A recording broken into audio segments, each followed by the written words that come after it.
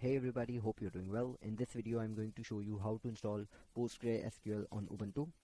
Let's start. Sudo apt update.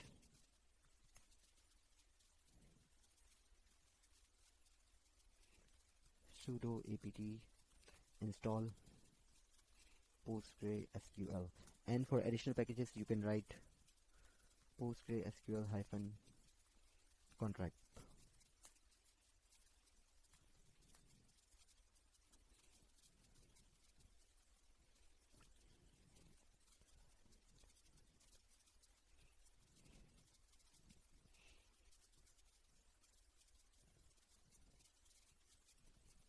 That's it.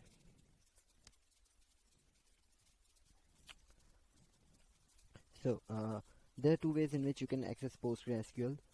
First is sudo -i-u postgres.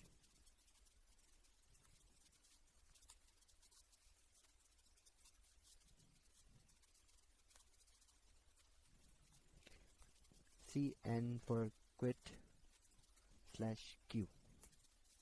And the second way is sudo -u postgres psql.